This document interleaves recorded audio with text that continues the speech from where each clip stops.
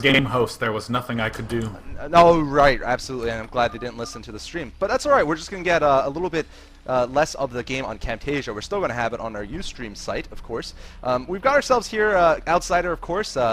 We have a rematch, Yosh on the left side and Stryker on the upper right. We're going to see what strategies he start off with. I mean, Outsider, Zerg versus Terran. Geez, what do you predict? I mean, do you predict mech pretty much always for the Terran so that he can have that mobility, or what?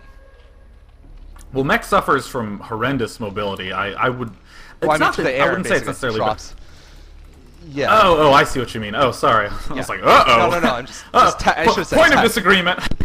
Yeah. I guess is what I meant. Yeah. I think what. Oh god, there's just so many things to think about with this sort of map. So, this is on the map. You generally see one player taking control of the outside ring and the other taking control of the center in virtually all matchups, actually. So, a lot of times the Zerg player will sacrifice the center. He'll take his front, but he'll just set up a whole bunch of sunken colonies there and opt to take the double gas and start going ultraless Zergling. Kind of like what we saw Jaedong do against Fantasy in both of their games on Outsider, as a matter of fact. A little weird positioning of that first supply depot. Can you build another supply depot up there? I think you do not know. might be able to. I have no idea. I'm always a bad judge of space unless I practice it. Like, in fact, anytime a new map comes out, I immediately load it up with Terran and Protoss and see all the places I can wall. And I have very specific locations for it, and that's always just a terrible feeling when you're Terran and you miss wall off and you're like, all right, I'm set, and then just like an Ultralisk walks right through and you're like, you know. So yeah, well, the first right now, oh, yeah, go what ahead. were you saying? No, I was just gonna say that when I see a map come out, I just basically wait until you guys tell me what's good on that map. I think that's the more time costly way for me, at least. But looks like we got 12 hatch. Go right ahead, though. Yeah. So I mean, the Terran players a lot of time will opt for some sort of cute, aggressive opening because you can take an outside expansion in order to make up for it. Okay, so it turns out I was wrong, and you can build a supply depot there. I'm just not. I'm used to seeing the first supply depot built tight to the wall, and then the middle supply depot built next. But of course, Yosh, who absolutely loves good building placement, he always talks about building placement. So I always trust him to do the right thing.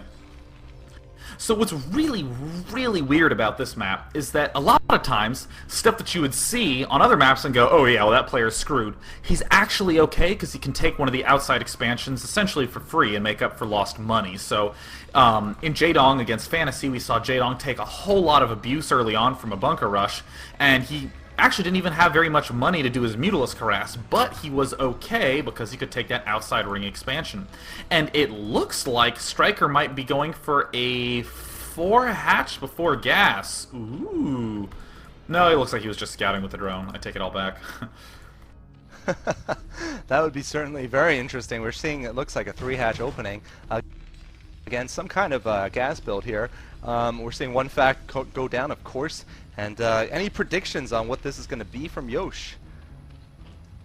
It could be any number of things. I would guess that it would not be a 1 Vulture harass. I don't think that would be too strong. Then again, that looks like to be exactly what he's doing. The reason I don't actually like that too much as Terran, though, is because it's so easy for Zerg to hold off. Like, that first Vulture can't really do too much. Yeah. Especially because nowadays all see this. Yeah, they see this so often. One fact expands with that 1 Vulture. Just seems the standard soup du jour. We're going to see, though. I mean, this is such... I love this build, personally. I've seen players just succeed so often with one fact expands. Are you bored of the one fact expand because it happens so often? No, you heard my big sigh of excitement. See, here's the add-on for the factory. There's the armory going down. We might be seeing that flash style, 1 factory, 1 Rax expand. I would be very excited to see that. Wow, that would be kind of interesting. Yeah. That, that would be there's the other barracks going down. see. Here it comes. Oh, I see what you're saying. Very interesting. So he has actually heard you, perhaps, in one of the earlier commentaries. That's very likely. Of course, players are allowed to hear us in the games they don't play. So definitely, he's showing off a build you like, right? I mean, I'm pretty sure that's well, that makes it more likely that that's the reason. But yeah, so he is going to get Stryker's going to get some Hydras, protect himself against any kind of possible tech route, and also you know, play on there. Maybe he'll get mass Hydras if he senses the moment's right. Maybe he will just, you know, get a couple for defense. And you're right, 2 racks. I mean, what is the follow-up to this again? Just straight up Eminem or what? Well, it looks like Yosh is doing something I did not expect, because I saw the machine shop start researching before the armory went down. So I guess he's going to be throwing down mines, I guess. I think he saw the Hydralisk Den and maybe overreacted and said, "Ah, I'm going to be totally prepared against lurkers," so he, you know, got mines as a result. But really, not only is that unnecessary, because the Goliaths are good enough against lurkers as it is, but I think so many Zergs are going Mutalisks anyways that the mines aren't really going to have much use. And it looks like I was wrong again, and he's just going for speed vultures. And I'm curious what he's wanting to do with this. Yeah. I'm leaning away from interesting and more towards just incorrect. I mean, there's just nothing that these vultures are going to do, and there's the armory that was built that is not being put to use at all. So, I mean, really, there's been some elements of Yosh's opening that have led nowhere. I mean, that's one of the biggest things. I actually had a podcast about this called Redundancy and Purpose. You don't want to have things lying around that you're not using. I mean, if you throw down an armory, at least make it so that you're going to be going Goliaths or Valkyries at some point. Uh-oh, the vultures make it in. They make it in, despite everything we've been saying. They get it in. Let's see how many they take down, how many drones.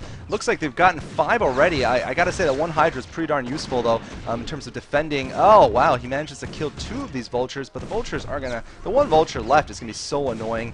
It is gonna kill more drones here. Although a little bit unlucky, it gets 1 hit off on 3, I think. And also, one of the drones lived from 2, and it looks like he's going to get in the drone line. What are the drones doing? A little bit of a possible overreact. Yeah. No, it looks like they're actually going to just get transferred back. Interesting. Yeah, and good harass, though, I have to say. It's doing more damage than it should have done. Like, it should have gotten, like, 1 or 2 less drones than it did. But, that said, despite the fact that it's done as much damage as it has, totally not worth it. I mean, only now is Yosh getting Goliaths, and they don't have range yet. It's sort of an after-the-fact move. You want to